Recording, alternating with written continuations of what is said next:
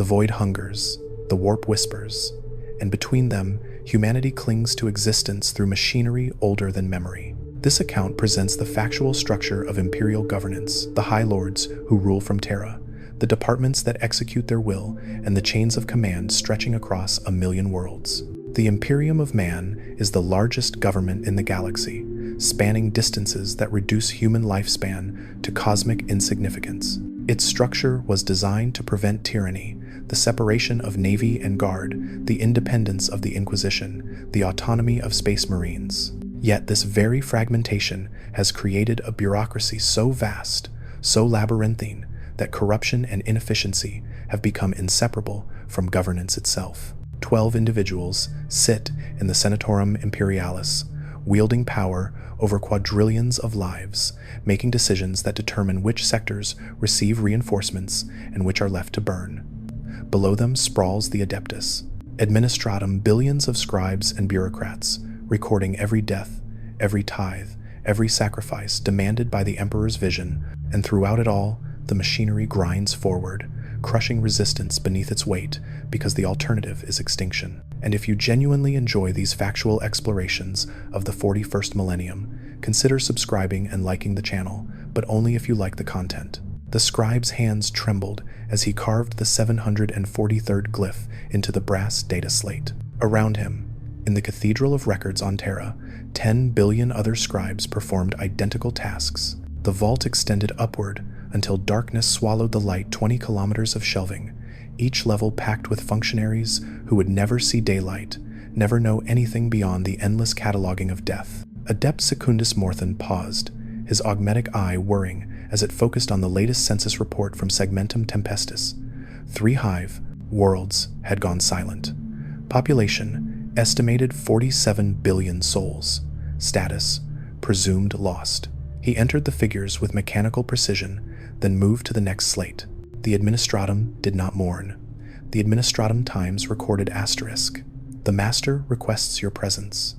Morthan's blood turned to ice. Prefectus Major Yannick stood at his station, the man's crimson robes marking him as one who moved in the higher echelons of the Adeptus Administratum. To be summoned upward was either death or elevation, and in the machinery of the Imperium, they were often the same thing. The ascent took 14 hours.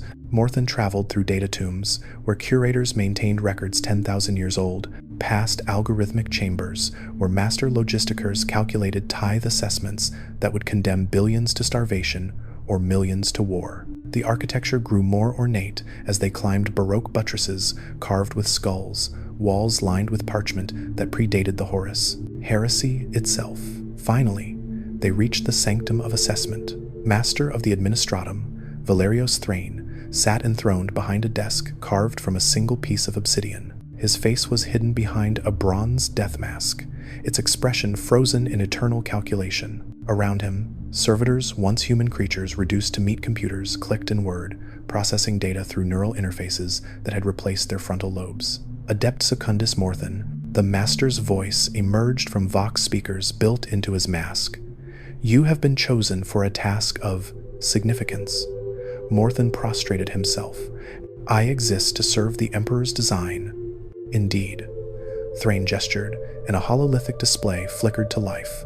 It showed the Imperium, a million worlds scattered across the galaxy like grains of sand against an infinite night. 5 great divisions carved the map into sections. Do you know what holds this together? The Emperor's will, Master. Asterisk bureaucracy. Asterisk Thrain leaned forward. The Emperor sits on his golden throne, his mind consumed with holding back the tides of the warp. He cannot govern, he times does not times govern. 11 men and women sit in the Senatorum Imperialis, the High Lords of Terra, and they interpret his divine silence into orders that move fleets, topple dynasties, and sentence quadrillions to their fates. The hololithic display zoomed in, showing Terra itself. I am one of those 11, the Master of the Administratum. When the High Lords debate which sectors receive reinforcements and which are abandoned to the Xenos, asterisk my time's voice carries the ledgers of capability. When they decide which planetary governors live and which face the assassin's blade, asterisk my time's departments provide the evidence of tithe failure or loyalty. Morthan remained silent. To speak unbidden before a High Lord was death. You will travel to Segmentum Obscurus, Thrain continued. The Lord Commander of that Segmentum, General Mordecai Trost, believes he requires 3 additional battle groups to contain the latest chaos incursion. You will audit the sector's tithe records. You will determine if his request is justified. The weight of those words settled over Morthan like a funeral shroud. A single Adept Secundus, sent to judge a Lord Commander who commanded trillions of soldiers. This was the power of the Administratum, the pen that decided where the sword would fall. 17,000 light-years away, on the fortress world of Cipramundi, Lord Commander Mordecai Trost watched 5 systems burn. The hololithic display in the Segmentum Command Bastion showed the positions of the Astra Militarum regiments under his authority. Crimson icons marked chaos incursions. Green indicated loyalist positions. The crimson was spreading like a cancer. My Lord Commander, his adjutant, Colonel Vess, stood at attention. The Munitorum reports that our request for reinforcements has been delayed. For audit, Trost's jaw tightened. He was a warrior who had fought for 3 centuries, his body sustained by juvenate treatments that kept him functional, while his mind grew heavy with the weight of impossible choices. He commanded the Imperial Guard forces across all of Segmentum Obscurus, billions of soldiers across hundreds of systems, and sometimes scribe times in the bowels of Terra would decide if they lived or died. How many? Trost asked quietly. 15 million dead in the last month. The Chaos Fleet struck Vorhan Prime, Kelax, and the Sardonis Belt simultaneously. General Kyber held the line on Vorhan, but lost 80% of his forces. Kelax. Trost closed his eyes. Kelax. Population 6 billion. Gone. Consumed by demonic incursion or worse times corrupted asterisk, their souls feeding the chaos gods for eternity. This was the reality of the Imperium structure. 5 segmentae majoris carved up the galaxy into administrative zones, each with its own Lord Commander of the Imperial Guard. He could issue orders, could marshal armies, but he could not move resources between segmentae without authorization from Terra. And Terra was 50,000 light-years away, its orders transmitted through the psychic screams of astropaths who burned out their minds to send messages that arrived weeks or months late. Implement Protocol Xerxes, Trost commanded. Strip the garrison forces from the subsectors in the galactic north, every regiment not actively engaged. Redeploy them to the Vorhan system. Vess's face went pale. My lord, that will leave 17 systems defenseless. If the orcs in the Drazic expanse, if the orcs attack, we'll deal with them times after times. We contain the chaos incursion. If we don't stop them at Vorhan, the entire subsector falls. Execute the order. As Vess departed, Trost stared at the map. This was command at the segmentum level trying to plug 1,000 leaks with insufficient resources, knowing that every decision condemned millions to fates worse than death. The structure was sound in theory. 5 Lord Commanders, answering to the Lord Commander Militant on Terra, who sat among the High Lords, a clear chain of command. In practice, the galaxy was too vast, the threats too numerous, the bureaucracy too slow. By the time Terra responded to his request, Vorhan Prime might be a graveyard world, its population fed to demonic hosts or twisted into chaos spawn. A soft chime indicated an incoming astropathic message. Trost activated the reader, and the words burned themselves across his vision in psychic fire. Asterisk, Lord Commander Trost. The Senatorum Imperialis recognizes your request for reinforcement. Adept Morthan dispatched for audit of tithe compliance. Cooperate fully. Failure to provide accurate records will result in sanction. By order of the Master of the Administratum. Asterisk Trost's hands clenched into fists. They were going to times audit times him. While soldiers died by the millions, some bureaucrat would examine ledgers to determine if he'd paid enough tithes to deserve help staying alive. He wanted to scream. He wanted to denounce the entire rotten system, but he was a soldier of the Imperium, and he knew the truth. Without the Administratum, without the tithes, without the crushing weight of bureaucratic control, the Imperium would shatter into 1 billion squabbling kingdoms. The darkness would consume humanity within a generation, so he would submit to the audit, he would show the scribe his records, and he would pray to the Emperor that the bureaucracy moved faster than the chaos invasion. On a hive world called Mortressa in Segmentum Tempestus, Planetary Governor Valcor Rex received news that made his blood run cold.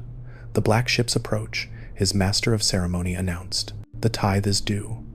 Valcor stood on the balcony of his palace spire, looking out over a city that stretched to the horizon and plunged into the earth for kilometers. 60 billion souls lived in the hive stacks of Ex Mortressa, crammed into hab blocks where families of 12 occupied rooms the size of coffins. They worked in the factoriums, producing lasguns and ammunition for the Astra Militarum, their lungs blackening from toxic smog, their bodies breaking by age 30, and now the Imperium demanded its due. Every planetary governor in the Imperium faced the same reality. They ruled their worlds with absolute power, could set any law, impose any punishment, enrich themselves beyond measure, but they had two sacred obligations that could never be shirked: control the mutant and psyker populations, and times pay the tithe asterisk. The military tithe required Mortressa to provide 1/10 of its planetary defense forces as new recruits for the Imperial Guard. That meant stripping 5 million soldiers from the hive's protection and shipping them off-world, never to return. Some would die on distant battlefields. Others would spend decades in transit, aging in cryogenic suspension, only to be deployed to war zones that had nothing to do with their homeworld.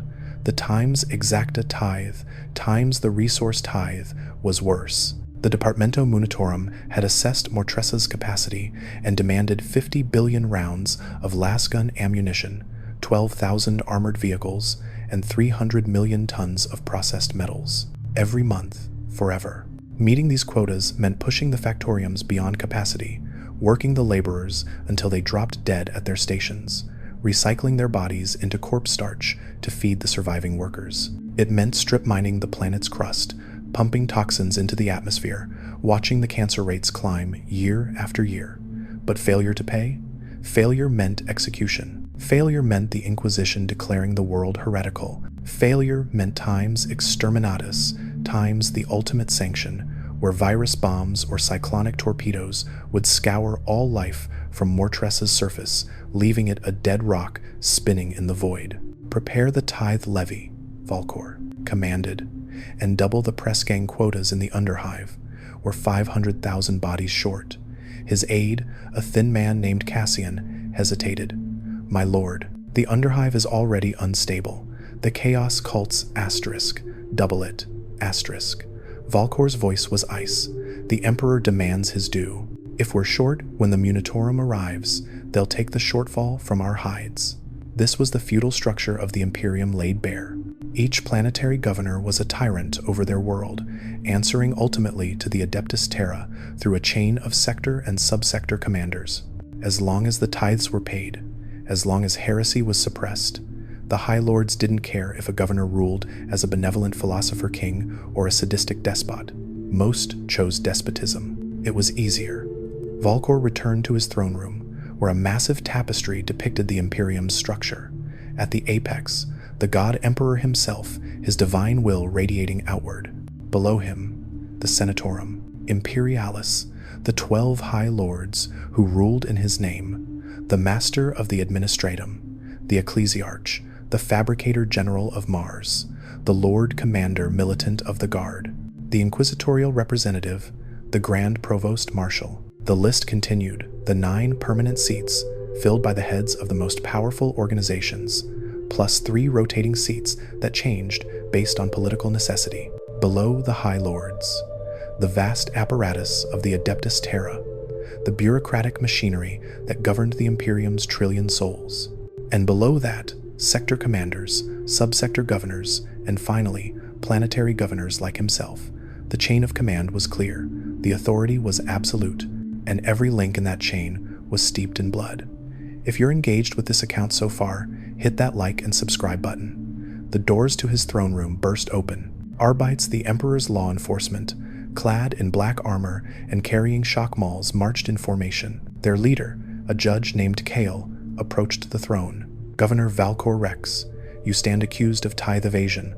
Records indicate a shortfall of 7 million rounds of ammunition in last quarter's delivery. Explain.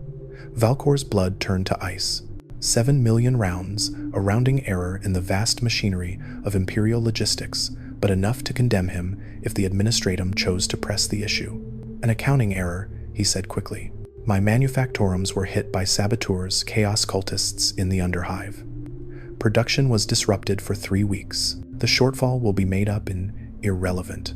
Judge Kale's voice was emotionless. The tithe contract specifies exact quotas, payable on schedule. Failure is failure, regardless of circumstance. Valcor felt the walls closing in. This was how the Imperium worked, pitiless, mechanical, grinding forward without mercy or understanding. The Adeptus Arbites enforced imperial law with brutal efficiency, answerable only to the High Lords through the Grand Provost Marshal. They didn't care about mitigating circumstances or local difficulties. They cared about compliance. I can make restitution, Valcor said, hating the desperation in his voice. Double production for the next quarter. Transfer resources from you will be placed under house arrest pending trial, Kale interrupted. A replacement governor will be appointed. If investigation confirms deliberate evasion, you will be executed and your bloodline extinguished. If mechanical failure is confirmed, you may petition for reinstatement. The Arbites moved to seize him. Valcor's guards, elite soldiers from his personal regiment, tensed, hands moving to weapons. For one horrible moment, rebellion hung in the air like the scent of cordite. Then Valcor raised his hand. Stand down, because that was the genius and the horror of the Imperium's structure. Resistance was futile. The Arbites would summon reinforcements. The planetary tithe would be taken by force. And if Mortressa actively rebelled, the Imperial Navy would arrive, the Astra Militarum would invade, and the planet would be pacified with extreme prejudice. The Imperium survived, not because it was just or kind, but because the machinery of control was so vast, so implacable, that resistance meant death, not just for the rebel, but for everyone they'd ever known, everyone on their world, unto the 7th generation. As they led him away, Valcor understood with perfect clarity. He was not a ruler, he was a component in a machine, and broken components were replaced.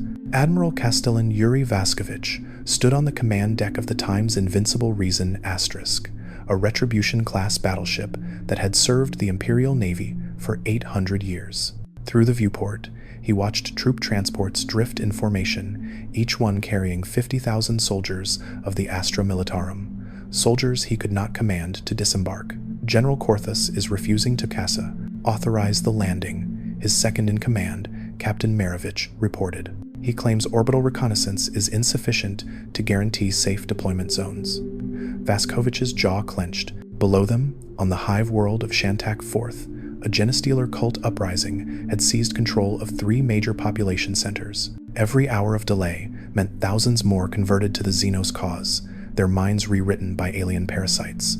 The Navy had achieved orbital superiority. The cult had no void-capable vessels. Victory should have been simple.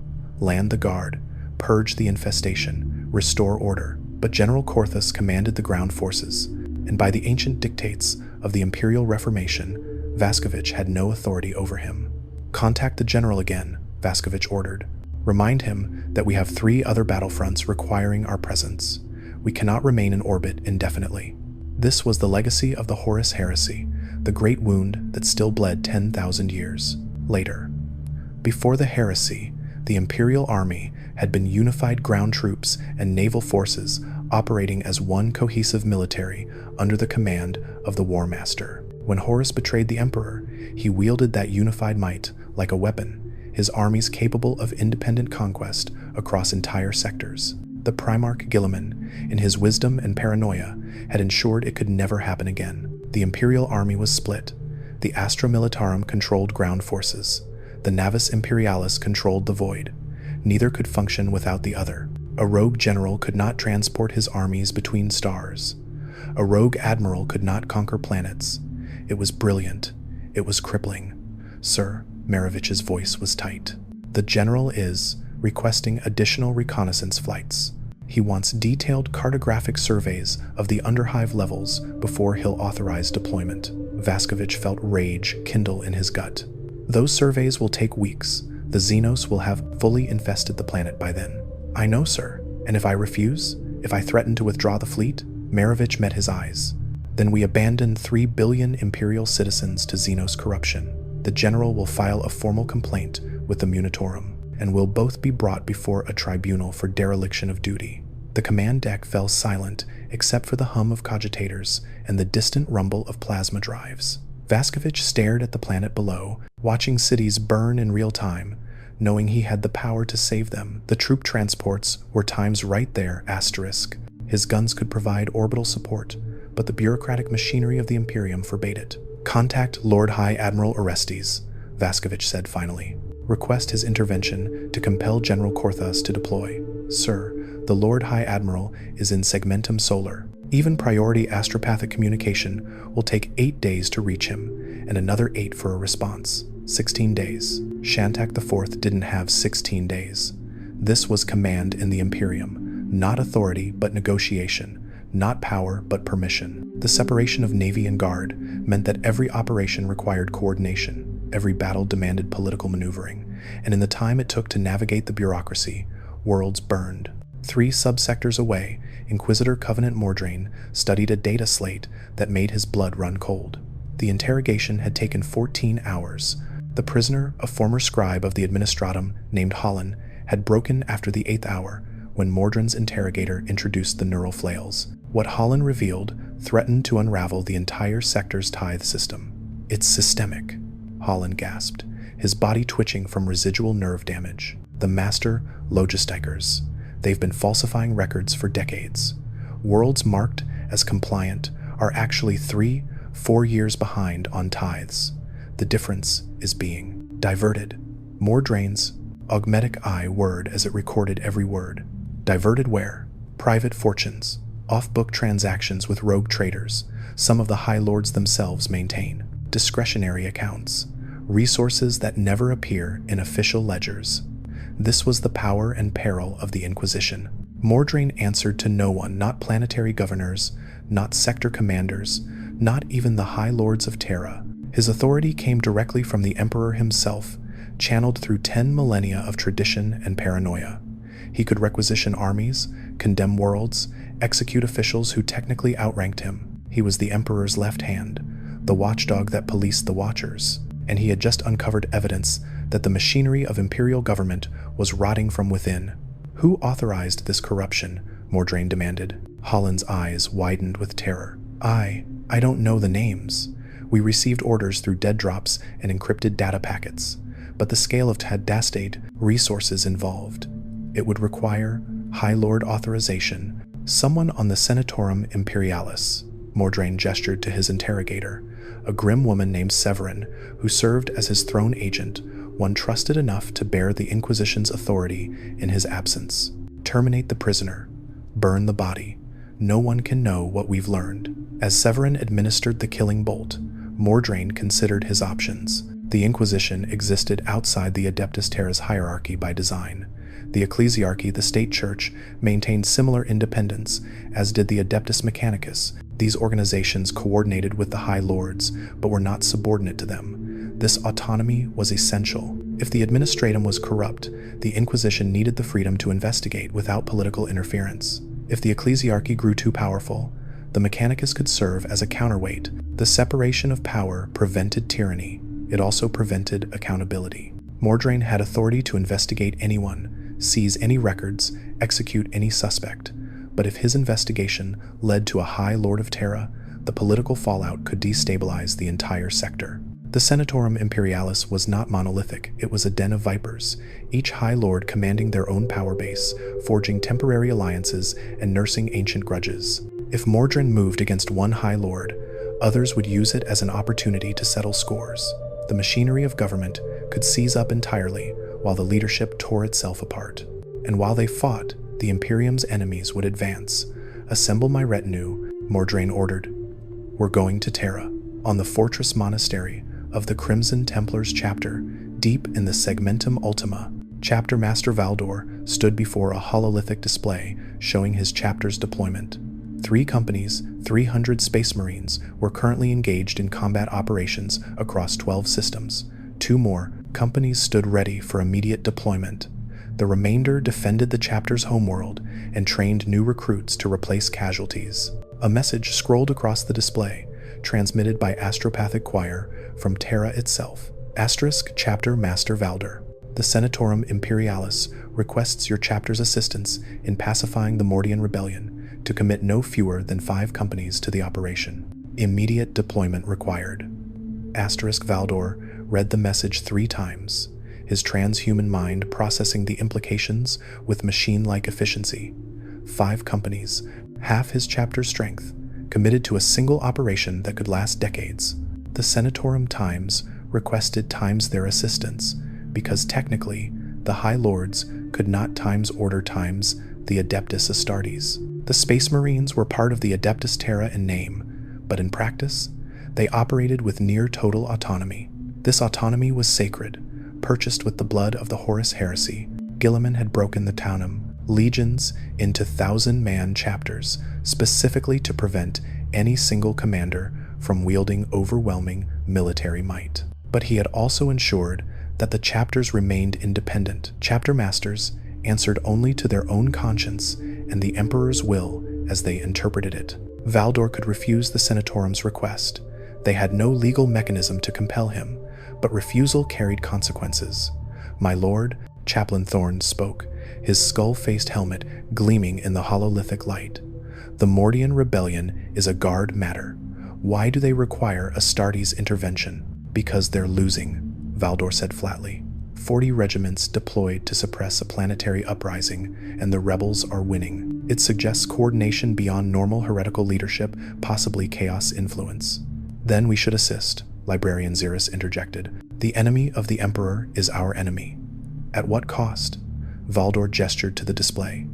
5 companies committed to Mordian means 5 companies unavailable for other threats. We have intelligence suggesting an Orc WAAGHEA building in the Sheridan sector. If we strip our forces to help the Guard with their rebellion and the Orcs attack, then other chapters will respond, Thorne said. We are the Adeptus Astartes. We fight where we are needed most. Valdor envied his chaplain's certainty. The brutal mathematics of Imperial command allowed no easy answers. The Imperium was too vast, the threats too numerous. Every deployment was a gamble, every choice a sacrifice.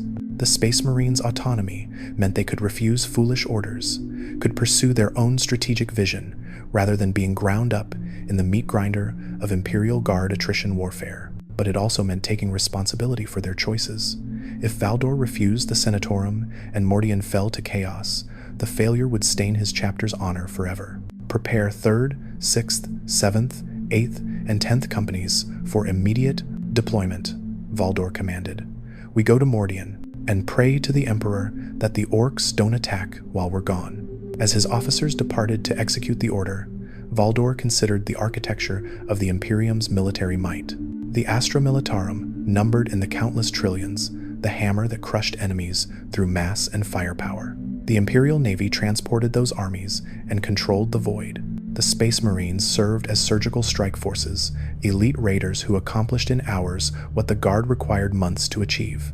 But the three forces rarely coordinated effectively. The Guard answered to the Lord Commander Militant, the Navy answered to the Lord High Admirals, the Space Marines answered to no one. And coordinating all three required navigating the labyrinthine politics of the Senatorum Imperialis, where 12 High Lords pursued 12 different agendas, where alliance today meant betrayal tomorrow, where the survival of the Imperium itself sometimes seemed secondary to personal advancement. The system was maddening. The system was deliberate, because concentration of power led to the Horus Heresy, and the Imperium would not repeat that mistake, even if it meant hobbling their own military effectiveness. Back on Terra, in the great chamber of the Senatorum Imperialis, the 12 High Lords assembled to decide the fate of Segmentum Obscurus. Master of the Administratum Thrain took his seat at the Obsidian Council table, his bronze mask reflecting the chamber's dim lighting. Around him, the other High Lords occupied their positions, each representing one of the great imperial organizations, each commanding resources that dwarfed entire planetary economies. The Ecclesiarch, Deacon Vasily IX, spoke first. His voice resonated with holy authority, backed by the faith of quadrillions of worshippers across the galaxy. The Lord Commander of Segmentum Obscurus requests reinforcement. 3 battle groups, approximately 15 million additional soldiers. I propose we grant this request in full. I oppose, Grand Provost Marshal Khatri, of the Adeptus Arbites interjected. Our enforcement divisions are stretched thin across 5 subsectors dealing with tithe rebellions. The resources required to train, equip, and transport 15 million soldiers would cripple our ability to maintain order in the interior. The Fabricator General of Mars, or rather, his representative, for the actual Fabricator General rarely left the Red Planet, spoke through a vox modulator that stripped all emotion from his words. The Adeptus Mechanicus calculates a 73.4% probability that Segmentum Obscurus will experience catastrophic failure within 18 months without reinforcement. The chaos incursions are escalating beyond sustainable response capacity. Then perhaps, the inquisitorial representative said softly, we should question whether Segmentum Obscurus is worth saving. 15 million soldiers deployed there means 15 million soldiers unavailable elsewhere. Triage is sometimes necessary. The chamber erupted in argument. This was the reality of the Senatorum Imperialis, 12 individuals, each commanding vast power, forced to cooperate despite conflicting interests. The Master of the Administratum wanted efficient resource allocation. The Ecclesiarch wanted to save souls from damnation. The Mechanicus wanted to preserve forge worlds and technological assets. The Inquisition wanted to prevent chaos expansion. The Arbites wanted to maintain internal order, all worthy goals, all mutually incompatible with limited resources. If this narrative has kept you listening, and you want more factual accounts from the grim darkness of the far future, hit that like button. It really motivates me to create more Warhammer 40k content. Master Thrain watched the debate spiral into recrimination and counter-accusation. This was how the Imperium was governed, not through wisdom or strategic vision, but through negotiation and compromise, through temporary alliances and political maneuvering. The Senatorum Imperialis was designed to prevent any single individual from wielding absolute power. It succeeded. It also meant that critical decisions were delayed, while the High Lords argued that clear strategic imperatives were muddied by political considerations, that the galaxy burned while humanity's leaders bickered. Enough, Thrain said, his augmented voice cutting through the chaos. We will authorize 3 battle groups for Segmentum Obscurus. The resources will be drawn from planetary defense forces in the Segmentum Pacificus, which currently faces minimal threat. That will leave those worlds vulnerable, the Lord Commander Militant objected. Then they will rebuild their defense forces through accelerated tithe levies. The Administratum will adjust their quotas accordingly. More arguments, more objections, but gradually, consensus formed.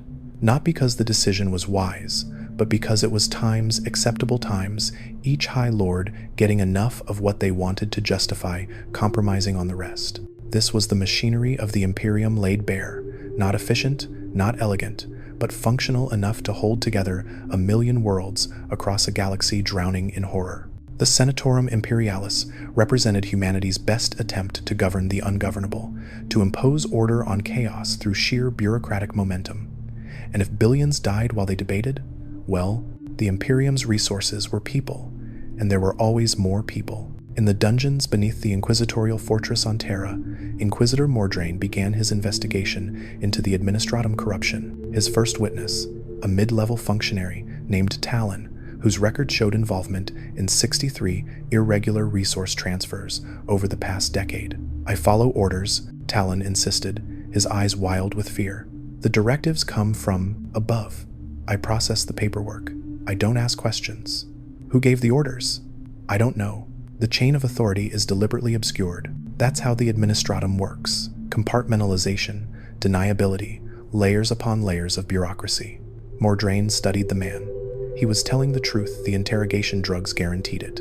And that was the problem. The Administratum's structure was so vast, so complex, that corruption could flourish in the gaps between departments. A conspiracy could operate for decades, its participants never knowing the full scope, each moving resources according to orders they believed legitimate. Somewhere, someone in the upper echelons of the Administratum was coordinating this theft. Someone with access to master-level codes, someone with authority to redirect tithes worth billions of thrones. Someone who might sit in the great chamber of the Senatorum Imperialis itself, and Mordrain, for all his power and authority as an inquisitor, had to consider, what if exposing this corruption caused more harm than allowing it to continue? The Imperium's structure depended on trust in the system. If the High Lords themselves were corrupt, if the machinery of government was compromised at its highest levels, then what held the Imperium together? Belief, faith, the conviction that somewhere, somehow, the Emperor's will was being enacted. Strip away that belief, and the entire edifice collapsed. Mordrain terminated Talon with a bolt round to the skull, then sat in the silence of the interrogation chamber, contemplating the impossible mathematics of justice in an empire of 1 trillion souls. He would continue his investigation, but carefully, because in the Imperium of Man, the truth was sometimes more dangerous than the lie. Adept Secundus Morthan arrived at Cipra Mundi after 6 weeks in warp transit. The journey had been difficult. The ship's Geldor pattern Geller field had flickered twice, allowing the Immaterium's whispers to seep into reality. 17 crew members went mad. 3 were executed. 14 were lobotomized and converted into servitors. This was routine. Lord Commander Trost met him in a conference chamber overlooking the burning horizon. Through reinforced windows, Morthan could see artillery emplacements firing constantly, shells arcing toward distant targets. The war never stopped. The war times never stopped. "You have 48 hours, Trost said without preamble. "I've granted you access to all Segmentum command records.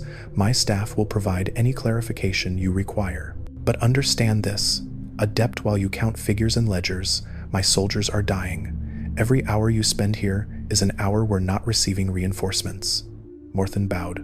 "The Emperor's work requires precision, Lord Commander. The Emperor's work requires times victory, asterisk." For 2 days, Morthan worked without sleep, his augmetic systems compensating for biological fatigue. He accessed files from the 5 Departmento Munitorum, the Administratum subdivision responsible for military logistics, troop deployment records, equipment manifests, casualty reports that scrolled for hours, each line representing a regiment 10,000 souls reduced to numbers. The Munitorum was the Administratum's military arm, responsible for raising Imperial Guard regiments, supplying them, transporting them, and ultimately determining which battlefronts received resources and which were left to die. It operated parallel to the actual military command structure. Lord Commanders like Trost commanded soldiers, but the Munitorum decided how many soldiers they received. This separation was intentional. The military made tactical decisions. The bureaucrats made strategic allocations. Neither could function without the other. Neither trusted the other. Morthan's investigation revealed a pattern that made his blood run cold. Segmentum Obscurus was dying. Not quickly, not dramatically, but with mathematical certainty. The chaos incursions were escalating faster than reinforcements arrived. Lord Commander Trost had been stripping garrison forces from secondary systems to defend primary targets, a sustainable strategy for months, perhaps a year. But eventually, the secondary systems would fall. Then, the tertiary systems. Then everything. Trost's request for 3 battle groups wasn't ambitious. It was times insufficient asterisk. Segmentum Obscurus needed 10 battle groups, needed them immediately, needed resources the Imperium simply didn't have. But Morthan's audit wasn't about need. It was about times compliance asterisk. He cross-referenced tithe records with deployment figures, tracking every regiment raised from worlds in the Segmentum. The numbers revealed disturbing discrepancies. 17 worlds had provided regiments that showed up in tithe records, but not in deployment manifests. Either those regiments had been lost in transit, consumed by warp storms, or destroyed before reaching their destinations, or they'd been diverted elsewhere. Morthan traced the discrepancies to their source: coded authorizations from the Munitorum Strategic Intelligence Collective, a secretive subdivision that reported directly to the High Lords. The authorizations were technically legitimate, but they'd been hidden behind layers of classification that even Lord Commander Trost couldn't access. Someone was siphoning troops from Segmentum Obscurus for purposes unknown. Morthan sat in the records chamber, surrounded by data slates displaying 10,000 years of military history, and understood with perfect clarity he could report this corruption, trigger an investigation that would cripple the Segmentum's command structure during a critical phase of the war. Or he could file a clean audit report, recommend the reinforcements, and allow the conspiracy to continue. The Administratum had taught him well. Personal morality was irrelevant. The machinery must function. He filed a report, clearing Lord Commander Trust of any wrongdoing and recommending full authorization of requested reinforcements. The discrepancies went unmentioned. In the darkness of his quarters, Morthen whispered a prayer to the God Emperor. Not for forgiveness, the Imperium had no room for conscience, but for the souls of the soldiers whose stolen regiments would never fight where they were needed. Admiral Vascovich's standoff with General Korthus ended when the Xenos cult seized control of Shantak IV's orbital defense lasers. The first lance strike punched through the Times, Invincible Reasons Times void shields, vaporizing 300 meters of armor plating and killing 1,500 crew in an instant. The second lance missed, passing close enough that its heat signature triggered automatic bulkhead seals across 12 decks. All ships, evasive maneuvers, Vascovich commanded. Return fire on those defense platforms. The Navy's guns spoke with the voice of annihilation. Macro cannon, shells the size of city blocks, hammered the planet's surface, reducing the commandeered defense installations to molten craters. The bombardment killed an estimated 3 million civilians caught in the blast radius. Acceptable casualties. The alternative was losing the fleet. General Korthus finally authorized ground deployment, not from strategic wisdom, but because the Xenos cult now threatened his troop transports. 20 regiments descended through the burning atmosphere, drop pods and landers, screaming toward hive cities already half consumed by alien infestation. The battle for Shantak IV would last 8 months. The Guard would lose 4 million soldiers. The Navy would lose 18 warships. Victory would come at a cost that made the planet's reconquest economically untenable. The Administratum would later calculate that abandoning Shantak IV to the Xenos and redirecting resources elsewhere would have been more efficient. But the Imperium never abandoned its worlds willingly. To do so would admit weakness, would invite more rebellions, more Xenos incursions, more losses. The machinery ground forward, crushing resistance beneath sheer mass, because stopping meant death. Vascovich stood on his command deck, watching troop transports burn in atmospheric re-entry, and thought about the reforms of Guilliman. The separation of Navy and Guard was supposed to prevent rebellion. It had succeeded. But the cost was this paralysis, this inability to respond with unified action until disaster forced cooperation. The Navy could not conquer, the Guard could not travel, and between them, worlds burned. On Mortressa, the new planetary governor arrived with Arbite's escort and a mandate for reform. Governor Kella Typhon was a woman who had risen through the Administratum's ranks by demonstrating ruthless efficiency. She reviewed Falcor Rex's records with cold precision, then issued her first proclamation. Production quotas were to be increased by 30%. The population of Mortressa rioted within a week. 70 million people surged from the underhive levels, their bodies ravaged by malnutrition and mutation, their minds poisoned by decades of exploitation. They carried improvised weapons, industrial tools repurposed for slaughter, stolen autoguns, crude explosives manufactured in chem foundries. They screamed for justice, for mercy, for food. Governor Typhon deployed the planetary defense forces with orders to restore order by any means necessary. The PDF opened fire with heavy bolters and flamers, turning hab-block corridors into abattoirs. The bodies piled so high they blocked passage, forcing the rioters to climb over mountains of corpses to advance. Still they came, driven by desperation beyond reason. Typhon watched from her palace spire, unmoved. This was governance in the Imperium, not wisdom, not compassion, but the willingness to sacrifice millions to maintain order. The tithe must be paid, the machinery must function, and if the population couldn't bear the weight, then the population would be culled until only the strong remained. She activated her Voxcaster, transmitting directly to the Adeptus Arbite's garrison commander, Judge Kale. I am formally requesting your assistance in suppressing this rebellion. Authorization: Planetary Governor Typhon, by authority of the Adeptus Terra. Kale's response was immediate. Request acknowledged. Arbite's forces will deploy to enforce compliance with Imperial law. The Arbites were not soldiers, they were Times enforcers, asterisk. Where the PDF hesitated to fire on their own people, where local commanders might show mercy, the Arbites executed Imperial law with mechanical precision. They were the Grand Provost Marshal's hand, reaching across the Imperium to ensure that every world understood, obey or die. They suppressed the riot in 3 days. Casualty estimates: 97 million dead. The remaining population returned to the power. Factoriums, too broken to resist, their spirit crushed beneath the emperor's mercy. The tithe would be paid, on schedule, in full. Governor Typhon filed her report with the Administratum, noting that Mortressa had required corrective measures to restore compliance. The report was logged, catalogued, and archived in the vast data tombs of Terra. Somewhere, a scribe like Morthan recorded the numbers, reduced millions of deaths to a single line in a ledger. And the machinery ground forward. Chapter Master Valdor's deployment to Mordian revealed the true scope of the rebellion. The planet's governor had fallen to chaos worship decades earlier, his corruption so gradual, so subtle that imperial authorities never noticed. He'd filled key positions with fellow cultists, slowly converting the planetary defense forces, infiltrating the Administratum offices, turning the world's infrastructure into a weapon against the Imperium. When the uprising finally occurred, it wasn't a chaotic explosion of violence.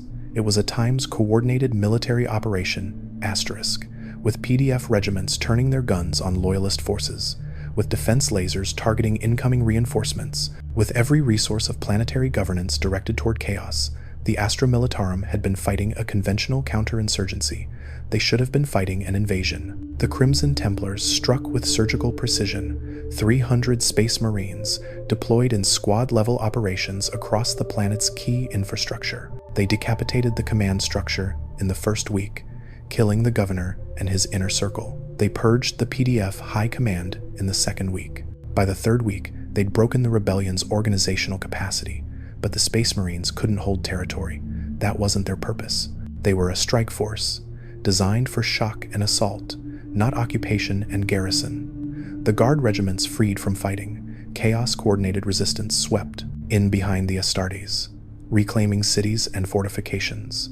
This was the Imperium's military structure, functioning as designed. Space Marines as shock troops, breaking enemy resistance. Guard as occupation forces, consolidating gains.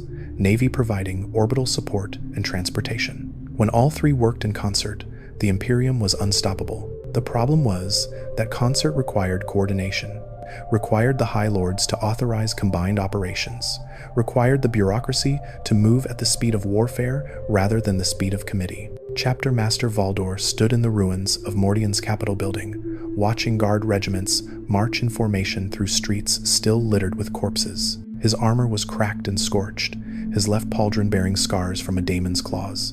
His brothers had paid for this victory in blood, 47 Astartes dead, 78 wounded.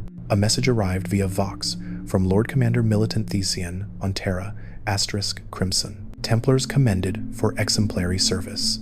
Returned to Chapter Homeworld for refit and reassignment, *. No mention of the Guard failures that had necessitated Astartes' intervention. No acknowledgement that this entire operation could have been avoided if the Inquisition had detected the governor's corruption earlier. Just commendation, dismissal, and the implicit understanding that the Space Marines existed to fix problems too difficult for normal humans.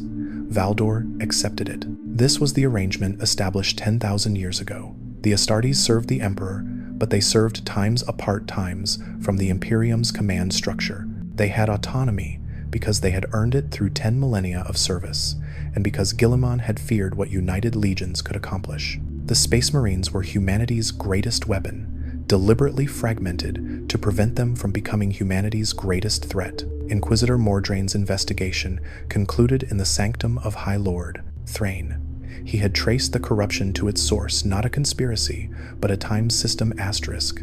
The Administratum's highest echelons maintained discretionary reserves, resources siphoned from tithes and hidden in off-book accounts. These reserves served as emergency funds, as bribes for rogue traders, as payment for black operations too sensitive for official channels. Every master of the Administratum in recorded history had maintained these accounts.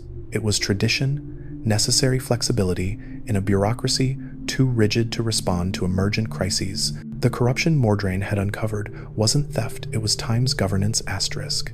You understand now, Thrain said, his bronze mask reflecting candlelight. The Imperium's official structure is a fiction, a necessary fiction, but fiction nonetheless. The machinery you see, the tithes, the reports, the endless bureaucracy, exists to maintain the time's appearance, times of order. And the reality? Mordrain asked.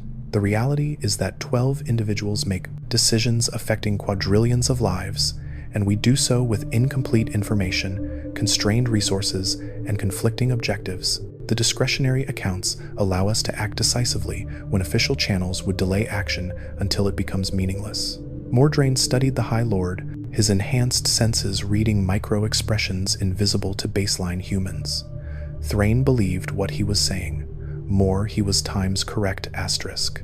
The Imperium's structure was so vast, so complex, that informal systems had evolved to allow actual governance to occur. "You'll terminate your investigation," Thrain continued. "It wasn't a request. The evidence will be destroyed.